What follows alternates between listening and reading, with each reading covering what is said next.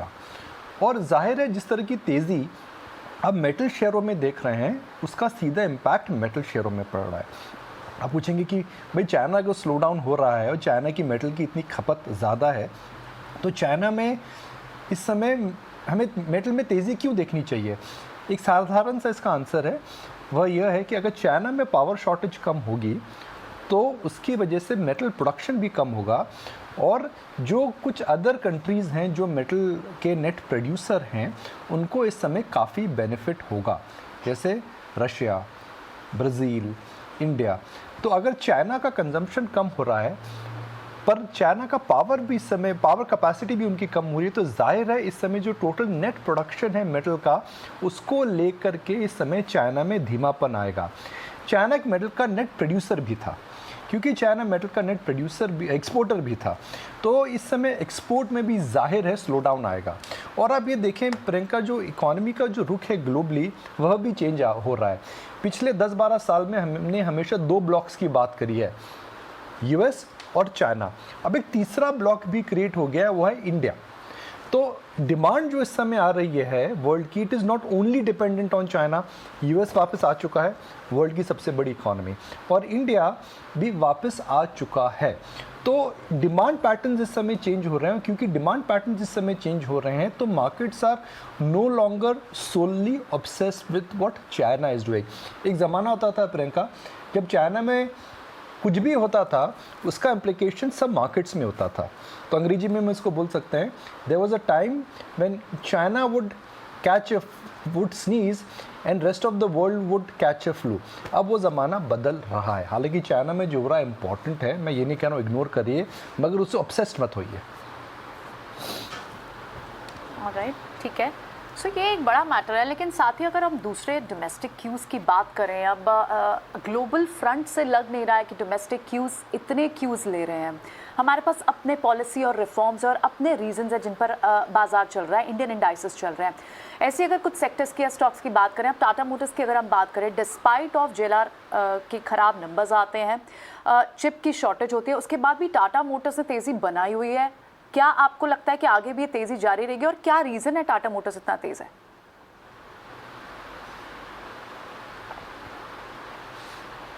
देखिए, टाटा पहले बात करते हैं, फिर मोटर्स हम बाद में लगाएंगे। मैं टाटा की इस समय बात कर रहा हूँ, और टाटा मोटर्स में टाटा मोटर्स को हटाकर एक ग्रुप लगा देता हूँ। सभी टाटा ग्रुप ऑफ कंपनीज इस समय एक मैसिव री रेटिंग से गुजर रहे हैं, और इसके कई कारण हैं। चंद्रा जी ने 4 साल पहले कमान जब संभाली थी, उसके बाद सब कंपनियों में रिस्ट्रक्चरिंग हो चुकी है।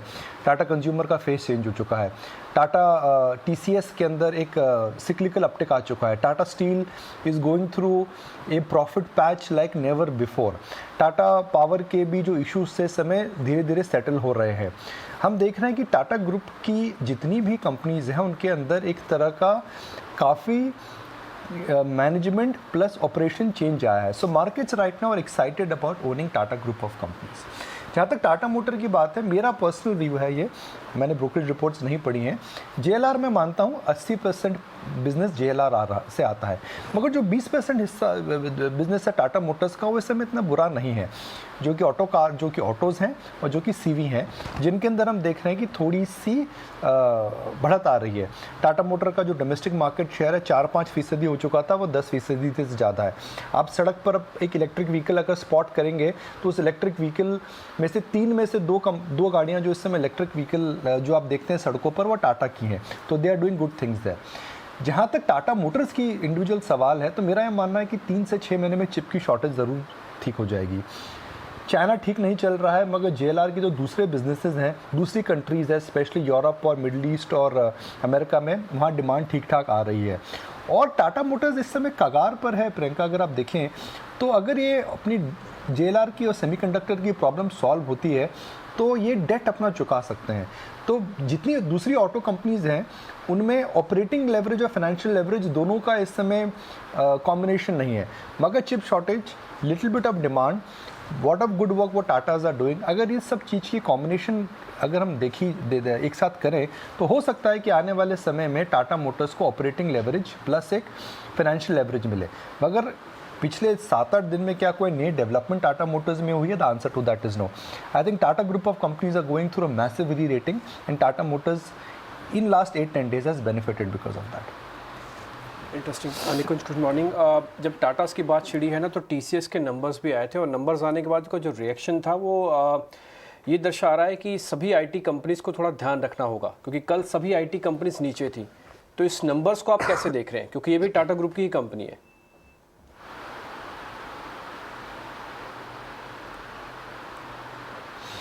देखिए TCS की जहाँ तक बात है डिम्पी, TCS में जो कल गिरावट आई थी वह एक तरह का नंबर एडजस्टमेंट था. और जब मैं नंबर एडजस्टमेंट की बात कर रहा हूँ, हमने देखा था कि TCS में इस समय भारी उछाल आया था. जो नंबर्स थे वह कंसेंसस से थोड़े से नीचे थे और typically when you see a stock which is over bought, which is a massive out performer, when the stock is at an all time high, थोड़ी सी भी अगर हम देखते हैं कि टारगेट मिस होती है या फिर नंबर में थोड़ी सी भी गिरावट आती है तो अक्सर स्टॉक के अंदर भारी गिरावट आती है. सो जो कल जो रिएक्शन आया है टाटा TCS के अंदर, that is more like a stock which had seen a run up, numbers were not great और उसके अंदर गिरावट आई है. बड़ा क्वेश्चन ये है डिम्पी, क्या हम दूसरी IT कंपनीज में भी यह तरह का ट्रेंड दे सकते हैं? मुझे लगता है आप देख सकते हैं because IT is an under owned, is an over owned sector, massive out performer. Dimpy, share बाज़ार is like an aeroplane. Aeroplane को आपको अगर ऊपर रखना है तो आपको कांस्टेंट फ्यूल की ज़रूरत पड़ेगी. अब वो नया ट्रिगर क्या आ सकता है IT कंपनीज़ के लिए? ग्रोथ आ रही है हमें पता है, बिजनेस एक्सपैंड हो रहा है हमें पता है, अमेरिका से धंधा आ रहा है हमें पता है, इंडिया का धंधा ठीक हो रहा है हमें पता है.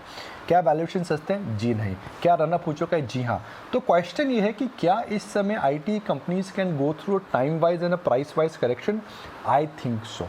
मुझे लास्ट क्वार्टर में भी लगता था मगर मैं गलत था. इस क्वार्टर में TCS में कल स्टॉक मूवमेंट को देख करके ज़रूर लगता है कि हो सकता है कि इस समय IT sector could enter into a phase of time wise and price wise correction. बिल्कुल. चलिए, तो करेक्शन इज़ द वर्ड. निकुंज, शुक्रिया आपका व्यू शेयर करने के लिए. हमारे साथ शरद भी हैं. शरद से ये जान लेते हैं कि ये सारे स्टॉक्स और सेक्टर्स जिसकी हमने बात की उसके अलावा और कौन से स्टॉक्स हैं जिस पर खबरें हैं और आपको नज़र रखनी चाहिए. बताइए शरद. सबसे पहले मैं अर्निंग्स पे फोकस करूंगा और ऑपरेशनल अपडेट्स पे सितंबर क्वार्टर के. तो डेल्टा कॉर्प के जो नतीजे आए थे वो अच्छे नतीजे आए थे, लेकिन याद रखिए बेस जो था लो था और इस क्वार्टर में सिर्फ 10 दिन ऑपरेशन एक्चुअली हुई थी उनकी कसिनोज की, स्पेशली गोवा के मार्केट्स में जो ऑलमोस्ट 70 to 80% रेवेन्यू कंट्रीब्यूट करती है. लेकिन ऑपरेशनल नंबर्स देखा जाए और जो नेट लॉसेस देखा जाए ये दोनों नैरो हुए हैं और ऑलमोस्ट हाफ हो गए हैं. तो ये एक टाइप से पॉजिटिव ट्रिगर माना जाएगा स्टॉक के लिए. टाटा मेटालिक्स भी रहेगा फोकस में. तो जो आप देख रहे थे स्टील रिलेटेड कंपनीज, उसमें क्या है थोड़ी फिस जो है कम हो रही है. रेवेन्यू भले ही 24% बढ़ गया हो ईयर ऑन ईयर बेसिस पे, लेकिन जो मार्जिन्स का जो पोर्शन है, रॉ मटेरियल प्राइसेस का जो ग्रोथ जो कॉस्ट बढ़ा है उसके कारण 600 बेसिस पॉइंट से गिर चुका ईयर ऑन ईयर बेसिस पे, वो 15% है. तो एक टाइप से नेगेटिव इम्पैक्ट जो है ऑपरेशनल नंबर्स में देखना मिल सकता है. अब डायग्नोस्टिक स्पेस में जो रिसेंटली लिस्टेड कंपनी है कृष्णा डायग्नोस्टिक्स, उनके भी नतीजे आए थे. रेवेन्यू में प्रेशर बना हुआ था 55%. जो कोविड की जो टेस्टिंग है वो कम हो चुकी है, तो उसके कारण जो है टॉप लाइन में जो है ये इम्पैक्ट देखने मिला. और ओवरऑल भी देखा जाए तो नेट प्रॉफिट और एबिटा में भी जो है ऑलमोस्ट 40 to 60% का डाउनटिक देखने मिला है. उज्जीवन स्मॉल फाइनेंशियल बैंक ने अपनी दूसरी तिमाही की बिजनेस अपडेट दी है, एक स्ट्रॉन्ग अपडेट दी है और ये एक रिलेटिवली नोन चीज़ है कि जो डिसबर्समेंट्स हैं, डिपॉजिट्स है, इनमें भी एक अच्छी बढ़ोतरी देखने मिली है और कासा रेशियो में भी 6% का इजाफा देखने को मिला है. ठीक है, तो ये कुछ एक अर्निंग्स थे जो कल आपको आते हुए दिखी हैं. अब शरद कुछ और न्यूज़ भी आपसे जानेंगे बाद में, लेकिन इस बीच हिमांशु मेरे साथ है. हिमांशु, इसमें जो नंबर्स है उसमें डेल्टा कॉप पे आज क्या करना चाहिए? बस जरा डेल्टा कॉप देख के बताइए आप. देखिए ओवरऑल जो स्ट्रक्चर है स्टॉक का वो पॉजिटिव है. स्टॉक में एक बड़ी रेजिस्टेंस थी 220-240 के जोन पे. स्टॉक उसको पार करने के बाद पिछले कुछ दिनों से हायर एंड पर एक कंसोलिडेशन फेज में है और मुझे लगता है क्योंकि नंबर से कुछ दिनों पहले से ऑलरेडी ये स्टॉक एक करेक्शन साइडवेज कंसोलिडेशन में था, तो मुझे लगता है कि यहाँ पर एक स्कोप है, स्टॉक एक अच्छी रिकवरी दिखा सकता है. 250 रुपए का एक यहाँ पर पोजिशनल व्यू से स्टॉप लॉस आपको लगाना होगा क्योंकि थोड़ा सा वॉलेटाइल स्टॉक है और वैसे भी आज बाजार थोड़ी सी सॉफ्ट ओपनिंग की उम्मीद है. तो 260-265 खरीदारी के जोन है. 250 रुपए का यहाँ पर एक स्टॉप लॉस मेंटेन करेंगे और 285 रुपए के ऊपर अगर डीपीजी स्टॉक निकलना शुरू करता है तो मुझे लगता है कि ये स्टॉक बहुत जल्दी 300 और 300 रुपए के पार जाता हुआ नजर आ सकता है. ठीक है, इंटरेस्टिंग। अब एक काम और कीजिए हिमांशु, फटाफट से अपनी ट्रेडिंग कॉल्स भी बता दीजिएगा जल्दी जल्दी। जी रिम्पी जी, देखिए पहले तो मैं जो लो रिस्क स्टॉक है मेरी नज़र में आज के लिए वो है पीएफसी का। अ, पावर से जुड़े स्टॉक्स जैसे कि आपने अपनी कमेंट्री में भी कहा कि चाहे वो किसी भी वर्टिकल में हो, सेगमेंट में हो, यहाँ पर एक अच्छा ट्रैक्शन बना हुआ है। और हमने देखा कि पीएफसी इस पर्टिकुलर स्टॉक में एक अच्छा रन अप देखने के बाद, एक नया ऑल टाइम हाई बनाने के बाद पिछले कुछ दिनों से एक साइडवेज कंसोलिडेशन का माहौल बना हुआ था।